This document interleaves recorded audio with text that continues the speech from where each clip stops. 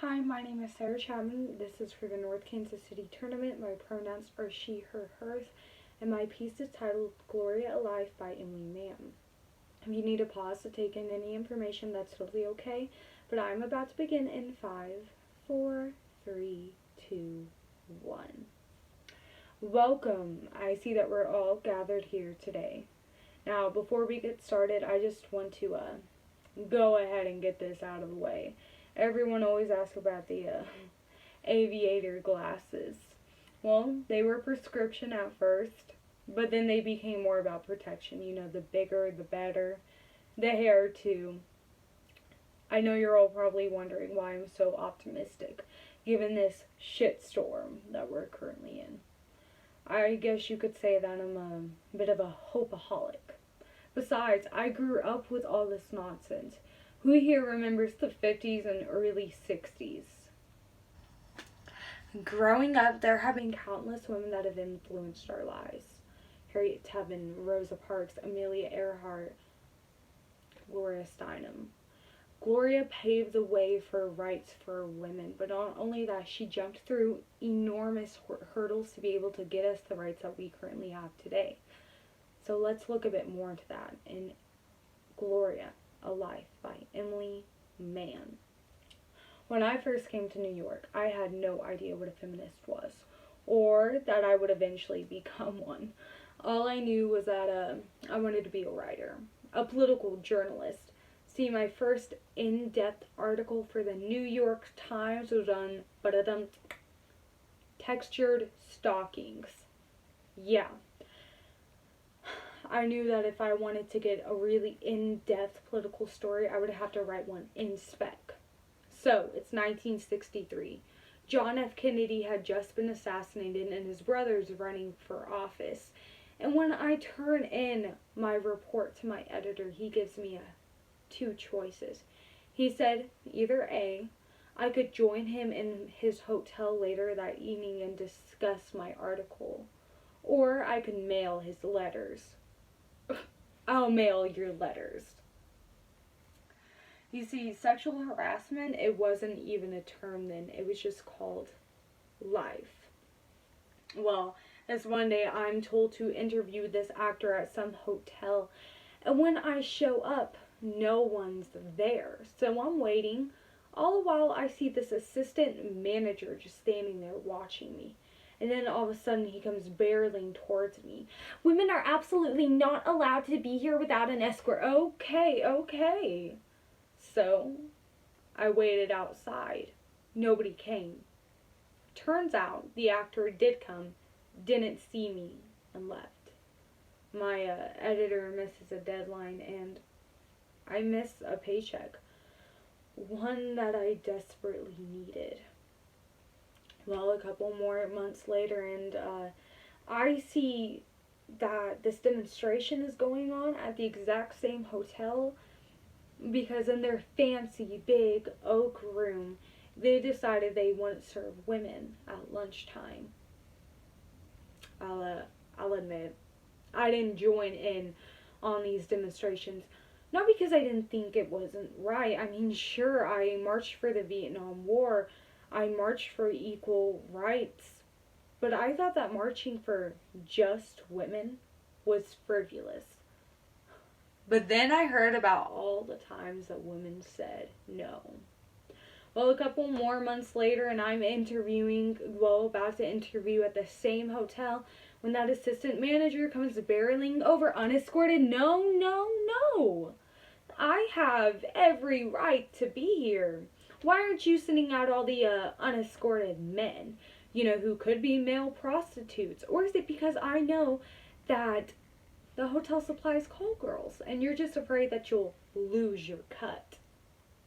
I can't believe I just said that. But I heard about all the times that women said no and I just had enough. Well, my first big feminist speak out was in the village in this tiny basement of a church where I see all these women just sitting down and talking about things I hadn't ever heard anyone talking about before. I was 17 when I had my abortion. And if you're like me, it was the first time that you had ever slept with someone.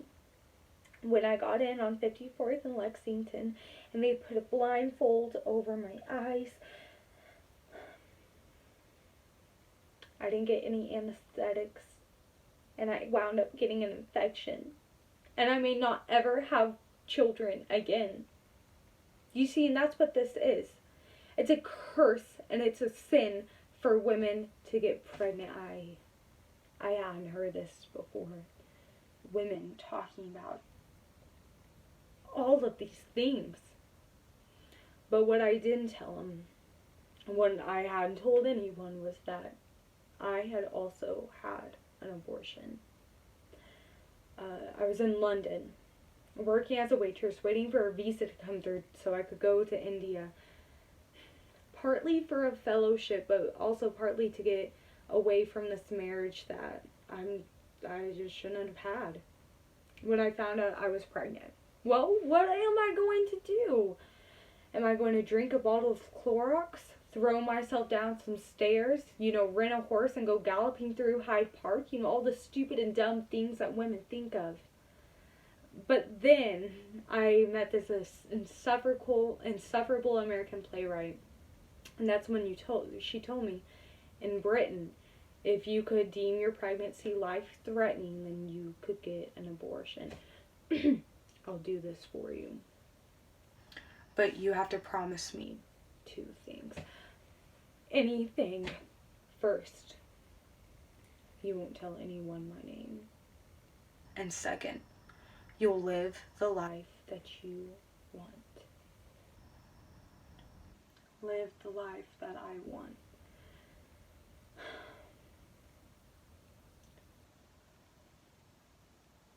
We hear all the time in our talk circles women talking about what they want, how they want the world to be. What if we write a book, a magazine, about building a revolution, not a dinner? What would we title it? Bimbo. What about Miss? MS. An abbreviation for mistress, like master, also used for children. So it had nothing to do with marriage. Well, when Miss got out, everyone jumped at it. Oh, here, look at this one. I read Miss while in prison for prostitution. The first thing I did was dump my boyfriend, who was also my pimp, and then I started researching why I was in prison and he wasn't. Turns out they only keep legal books in men's prisons and not women's. So I filed a complaint. Ultimately, I got my books. Well, I just got out, and as soon as I got out, I went and did the bar exam. And I just passed, and I'm on my way to being a lawyer. And I just thought you'd want to know. Because of Miss, I'm the first woman to ever be invited to this big press reach in New York City. And also of the women's future in Houston, where over 2,000 delegates showed up.